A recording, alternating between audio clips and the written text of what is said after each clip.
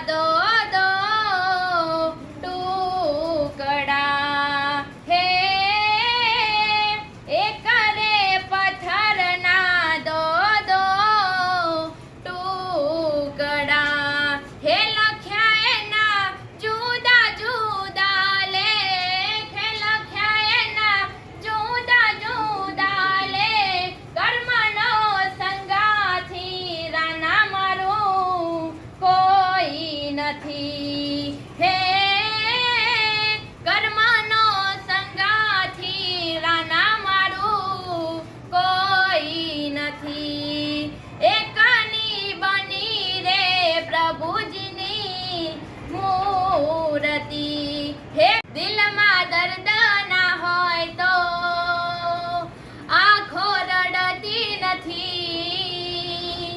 સાચી મોહબ્બત કદી કોઈને મળતી નથી. તું જતી રહી કેમ મને કલો કરી, તારા વગર મારી જિંદગી તો જિંદગી નથી. અરે હો તારી યાદ મારા દિલથી ભૂલાતી નથી. હાય કપલ મુજાથી દૂર આ જાતી નથી.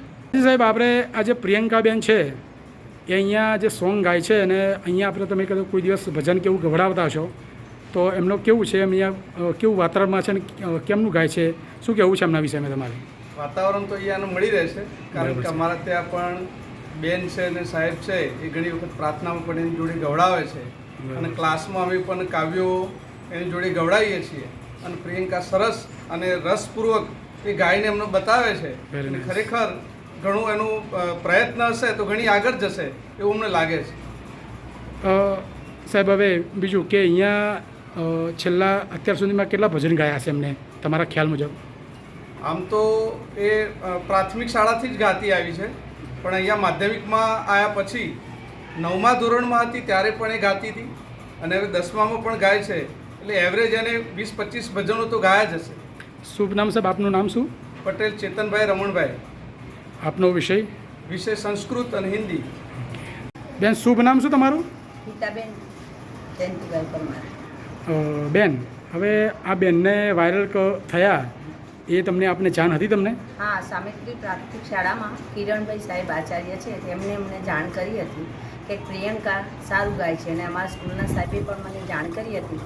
અને સાંસ્કૃતિક પ્રોગ્રામ હોય અથવા ગમે તે કોઈ પ્રોગ્રામ હોય તો અમે એને સજેશન આપીએ છીએ કે તું આ ગીત સરસ ગાઈ શકીશ, એનો અવાજ સારો છે. હા, તો અહીંયા તમે ભજન ને એવું કંઈક ઘણી વખત કામ લીધા હશે? હા, અમે પ્રાર્થનામાં એને બોલાવવા માટે 2 દિવસ અગાઉ એને ટ્રેનિંગ પણ આપીએ છીએ કે તું આ રીતે ગાય તો સારું.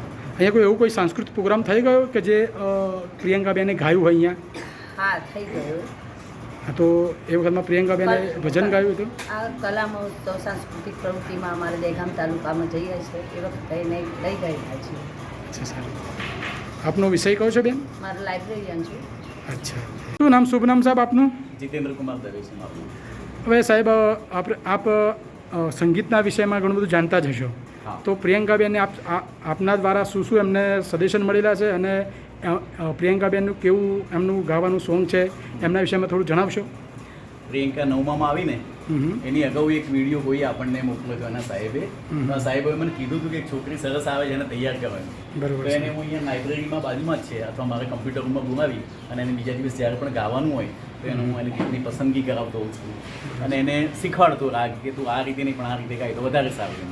એનો સ્વર પણ થોડું ઊંચા ટીપમાં ગાય છે, તાર સપ્તકના સુરમાં ગાય છે. પણ જો કે લોકસંગીતમાં એ ચાલે, સારી વસ્તુ છે. એ એક એનો બેનિફિટ કહેવાય કે તાર સપ્તકમાં ગાય તો લોકસંગીતમાં એ બહુ ચાલે. તો એ જે ફોકમાં છે, ફોકનું ગયું છે, એનું સ્પેશિયલી ફોકનું ગયું છે.